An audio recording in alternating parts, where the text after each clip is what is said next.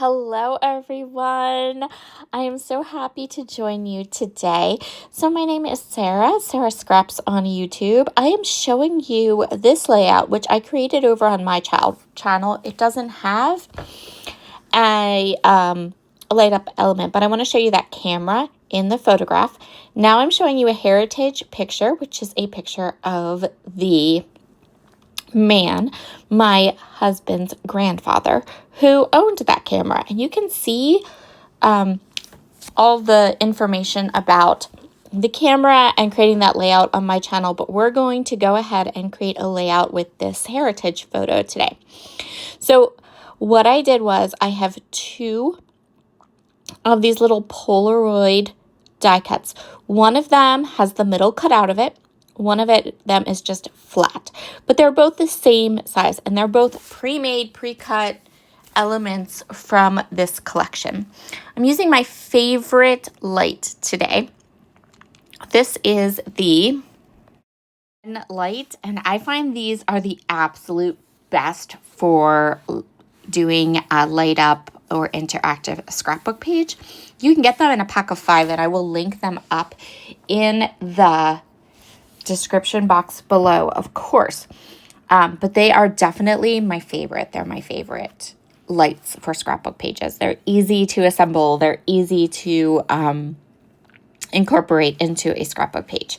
So I just put a little bit of tape runner on the back of my light, and you can see how part of it is covering the Polaroid frame, then part of it is kind of up into that middle space. I am now taking some of the world's best foam tape. And when I tell you that this is the world's best foam tape, I mean it to the core of my being. So I've been scrapbooking for 20 plus years. I have used foam tape, foam squares, foam everything. The repositionable aspects of this particular foam tape is like none other, and I love it. So I'm going to go ahead, I'm going to cut little pieces of the foam tape from Pear Blossom, and pretty much I'm going to cover up every part that you can see that is that kind of Polaroid frame. It is a little tedious. You do have to cut like teeny tiny little pieces, but at the end of the day, it is so worth it. Once I have the bottom frame completely covered and my light in place, it's time to start kind of filling in and creating this light up element. So you can see here, I have gone ahead and added the other Polaroid frame on top of it. We used that bottom one as a stable place to put our light, and also as a little bit of a template.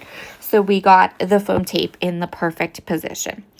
Now I'm grabbing one of the stamp sets, and I'm just going to put a little push right there. But I want to make sure I get it in place so that where I stamp it, when you push, you actually get the light to turn on. I'm kind of eyeballing it. I'm lining it up on my glass mat in the same spot so I know where I need to stamp it. Then I'm going to double check it, make sure it's in a good position, and we are ready to go. So there is the basic structure of our light up element. And now it's time to add in all the little clusters and elements and things that I want to add to this Polaroid frame. So I really love this collection. This is the photographer collection from Minte. I have been enjoying creating with it, so I'm just trying to decide. I love the film strip. I'm going to use that kind of in the background. Then I'm going to place the Polaroid top right there, and then we're going to add this big kind of lens and also this couple of little cameras to some of these elements. I'm just going to get them exactly where I want them before I start putting things down. I really like how that looks. I really like how it looks when you press the button. I just think this is such a neat subject matter and the perfect way to incorporate an interactive light up element on a page with these cameras.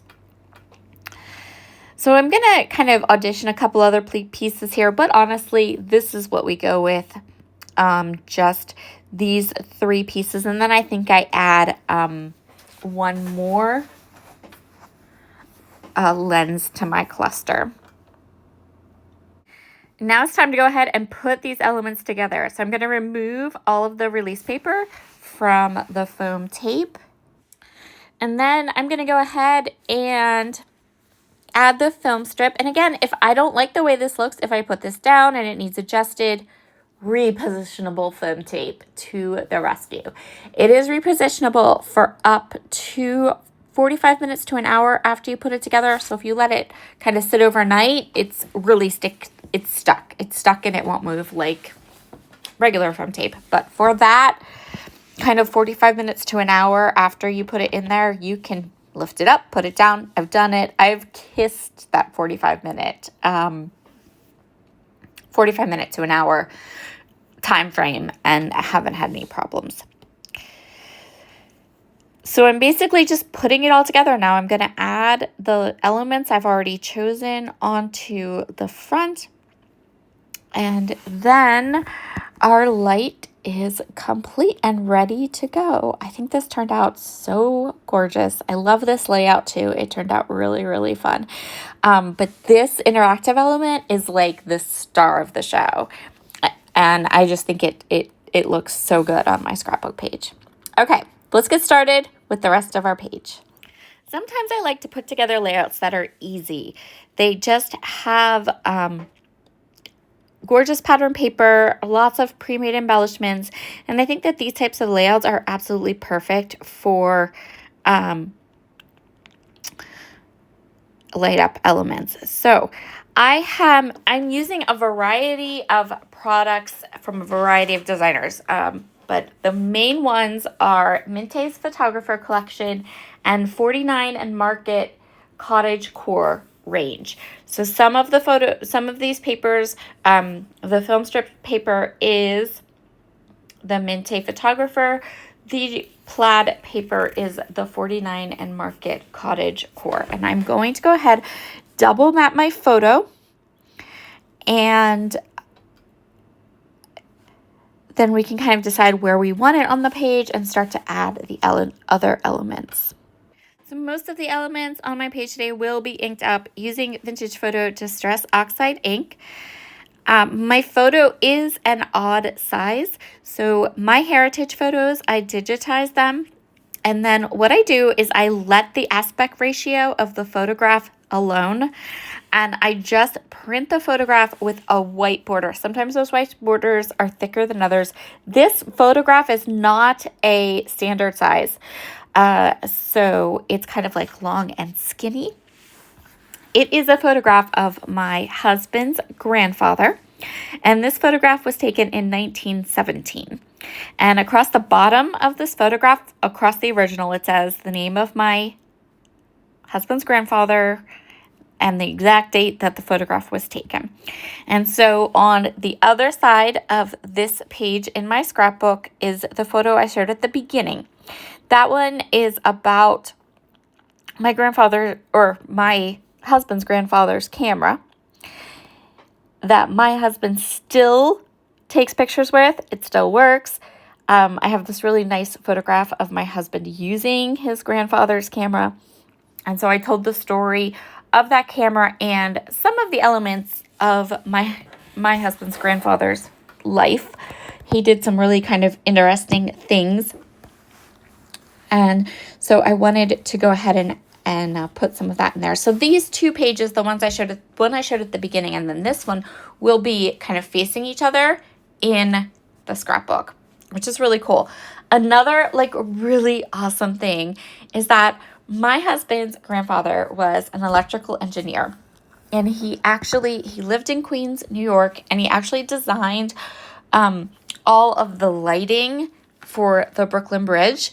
So I thought that having a light up element on his scrapbook page was just perfect. Like it really was just a perfect element to have on this page. So in my layout, in my scrapbook, we'll have this photo of my husband's grandfather with the light up interactive element. And on the facing page will be that simple page I showed at the beginning about his camera, the fact that my husband still uses it. And then there's a whole bunch of journaling there talking about my husband's grandfather's life and different things that he did. So this is basically going to be what my layout is going to look like. The little tag is going to get some journaling, a little bit more journaling. I've chosen a lot of really kind of fun, interesting elements. I'm just clustering things up and kind of deciding, and I'm using all pre-made embellishment and ephemera packs. Sometimes I go about making my own, but sometimes I just really like to layer and play, and that's kind of what this layout is. I'm going to go ahead, I'm going to add a little bit of journaling on this tag, and I'm going to go ahead and adhere all these different elements onto the page, including that light up interactive element. And this is where we're going to call this layout all done. I love how this turned out. And I think I run around right now, turn off all the lights in my scrapbook room, which doesn't help. It only helps a teeny tiny little bit. And then show you how it looks with the light turned on. And that's why we're going to call this layout all done. Have a wonderful, wonderful day, everyone. I hope you've enjoyed this page and project, and I hope you give these amazing fun lights a try. Talk to you all again soon. Bye.